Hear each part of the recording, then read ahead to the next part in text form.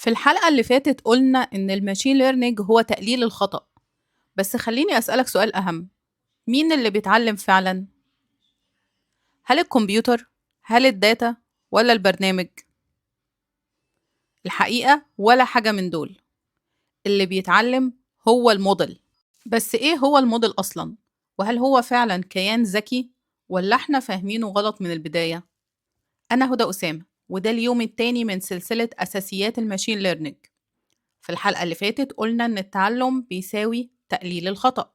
النهاردة هنفهم مين اللي بيقلل الخطأ ده فعلا. وصدقني لما تفهم يعني إيه موديل صح، نص مشاكل الماشين ليرنينج هتختفي من دماغك. لو الموديل هو اللي بيتعلم يبقى هو إيه أصلا؟ خلينا نبسطها خالص. الموديل مش عقل ومش وعي ومش كيان بيفكر. الموديل ببساطة هو دالة رياضية. دالة. لو عندك خلفية بسيطة في البرمجة، انت عارف يعني ايه فانكشن. فانكشن بتاخد input، بتعمل processing وبتطلع output. نفس الفكرة هنا. أي موديل في الماشين ليرنينج ممكن نكتبه بالشكل ده: y equal f of x. ال x هي المدخلات، y هي المخرجات، و f هو الموديل. بس في فرق مهم جدا هنا.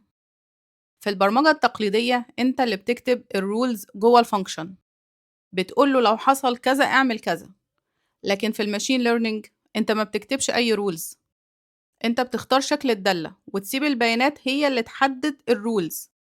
يعني بدل ما تقول للنظام ازاي يفكر، انت بتخليه يكتشف طريقة التفكير بنفسه. وده الفرق الجوهري بين البروجرامينج والماشين ليرنينج. طيب ايه اللي جوه الدالة دي؟ ايه اللي بيخليها تتغير وازاي فعلا بتتعلم؟ جوه الدالة دي في حاجة اسمها بارامترز، ودي هي اللي بتتعدل أثناء التعلم. قلنا إن أي موديل نقدر نكتبه بالشكل ده: y equal f of x. بس السؤال الحقيقي، ايه جوه ال f دي؟ خلينا ناخد مثال بسيط جدا. برايس equal W1 في area زائد W2 في rooms.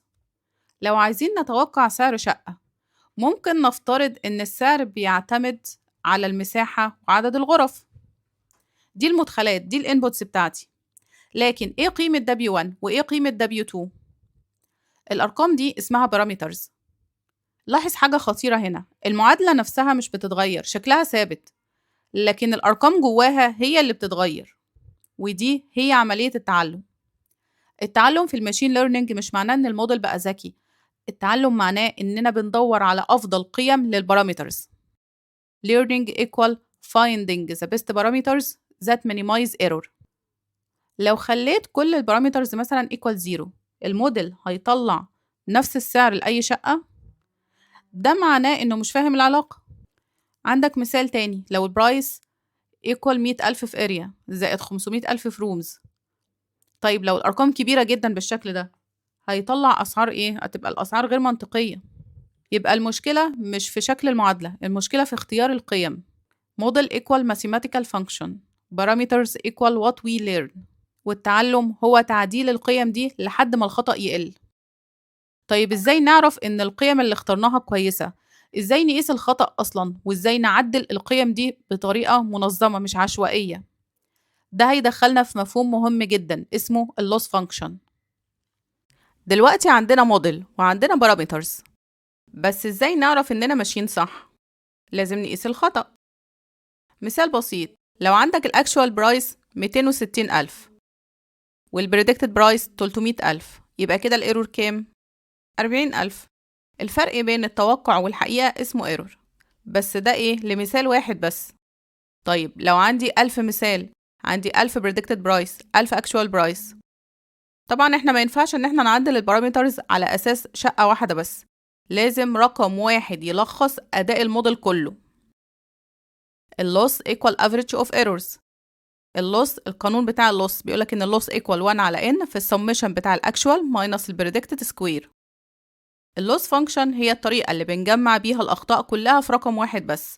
كل ما الرقم ده يقل يبقى كده الموديل بيتحسن. Error tells us how wrong we are for one example.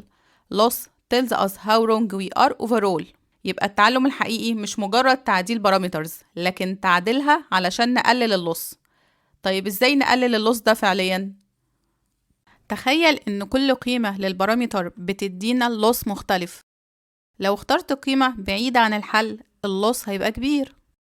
هدفنا إننا نتحرك تدريجيا لحد ما نوصل للنقطة دي أقل لوس ممكن. التعلم هو رحلة نزول على منحنى الخطأ. طيب إزاي نعرف إننا ننزل في الاتجاه الصح؟